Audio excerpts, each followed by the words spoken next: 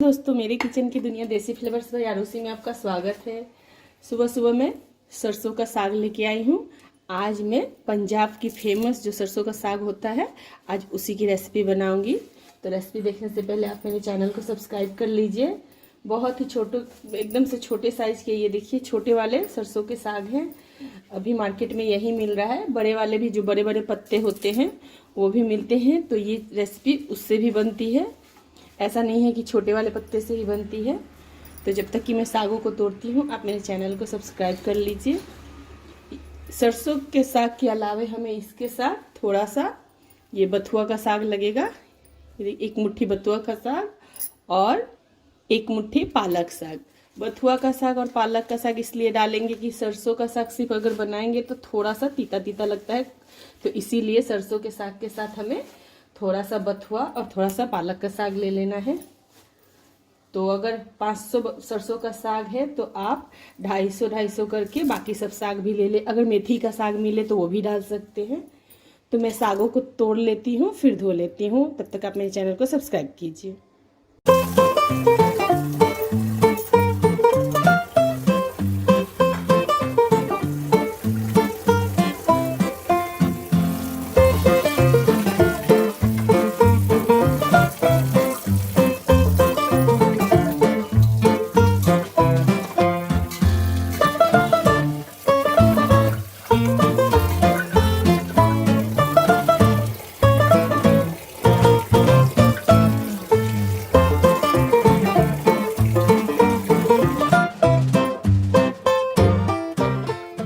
सभी साग को धो लेने के बाद हमें साग को बारीकी से काट लेना है।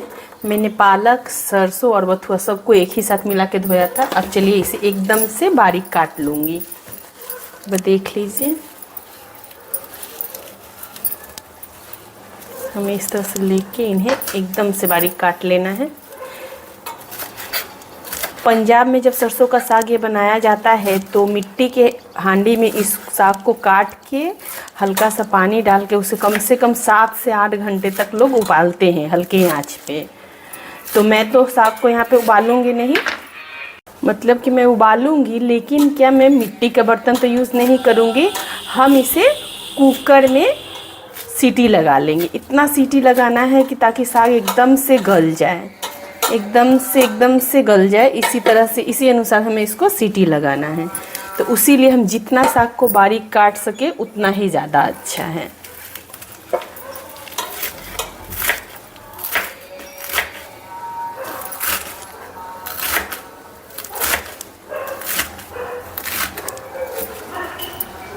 सभी साग को काट लिया है। अब चलिए इसको उबाल लेते हैं। उबालते वक्त इसमें कुछ हम सामान ऐड करेंगे, वो क्या है वो देख लीजिए। कुकर ले लिया है। अब कुकर के अंदर मैं साग को डाल दूंगी। कुकर में कम से कम आप 8 से 10 सीटी लगा लीजिएगा।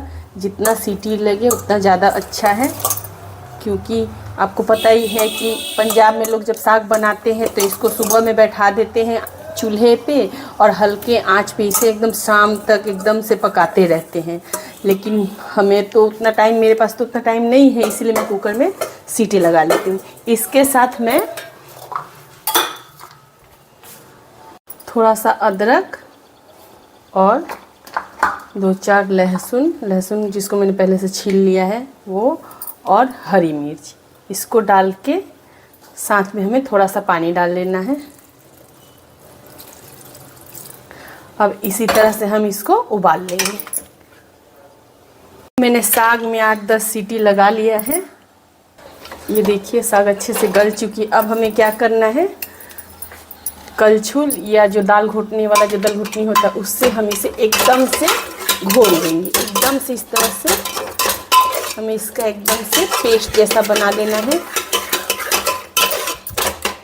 ये देखिए इस तरह से हुआ है। और भी हमको इसका एकदम से बारीक सा पेस्ट बना देना है। तो मैं इसे इस तरह से दबा के इसको अच्छे से मैं मिक्स कर लेती हूँ। कंटिन्यू मिक्स करते रहना है। ये देखिए अच्छे से मिक्स हो चुके हैं, बस ये तैयार हो चुकी है। अब चलिए हम इसमें तड़का लगाते हैं, जो कि बहुत ही खास पार्ट है सरसों के साग का।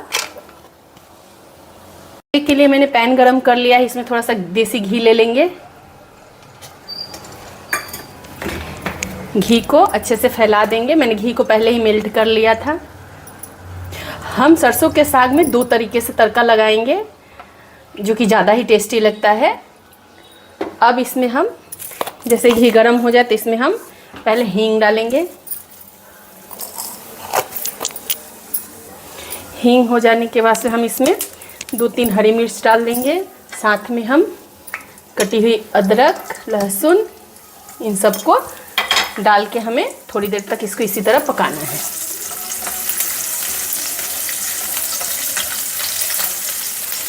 अदरक लहसुन मैंने उबालते वक्त भी दिया था, इसीलिए मैंने थोड़ा ही लिया है। सरसों के साग में लहसुन का मात्रा थोड़ा ज़्यादा होता है। अब इसमें हम कटी हुई प्याज ऐड करेंगे। प्याज को एकदम से बारीक सा काट लेना है। प्याज को भी हमें थोड़ी देर तक पकाना है जब तक ये गोल्डन ब्राउन ना हो जाए। प्याज गोल्डन ब्राउन हो चुकी है। अब इसमें हम टमाटर डाल देंगे। टमाटर को भी हम थोड़ी देर पकाएंगे। मैंने साग में नमक नहीं डाला था, आप चाहे तो उबालते वक्त नमक डाल सकते हैं, लेकिन मैं उसमें नमक डालना भूल गई थी, इसीलिए हमें अभी नमक डाल देना है। स्वाद अनुसार नमक ले लेना है। साग में बहुत ज़्यादा नमक नहीं लगता है, इसीलिए अंदाजे से ही नमक लेना है।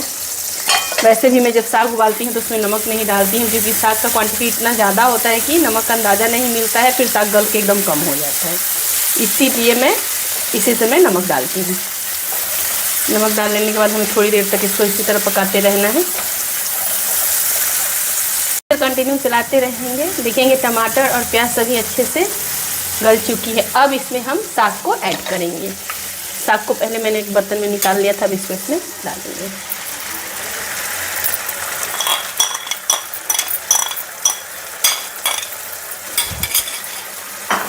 साग डालने के बाद हमें इसे अच्छे से अब मिक्स कर लेना है। साग को डालने के बाद हम इसमें थोड़ा सा चने का आटा, अगर मक्के का आटा हो तो ज़्यादा बेटर है, मेरे पास नहीं है। चने का आटा 2 चम्मच के बराबर, बस 2 चम्मच के बराबर चने का आटा डाल के इसको हम अच्छे से मिला लेंगे।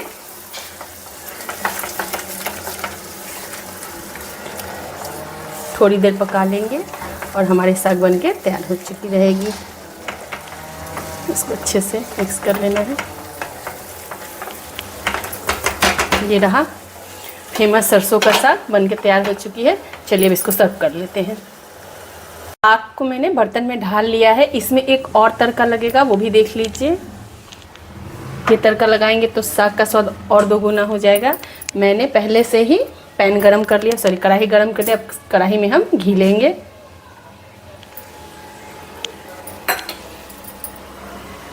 घी को अच्छे से फैला देना है हमें। सूखी मिर्च, इसको डालने के बाद इसे थोड़ी देर हम इसी तरह पकाएंगे। और साथ में लहसुन को मैंने लंबे लंबे आकार में काट लिया है, इसको भी हमें इसी तरह पकाते रहना है। इसे कंटिन्यू चलाते रहेंगे। ये देखिए ये पक चुकी है। अब चलिए इसको हम साग के ऊपर डालते हैं। इस फोड़न को साग के ऊपर इस तरह से डाल देंगे।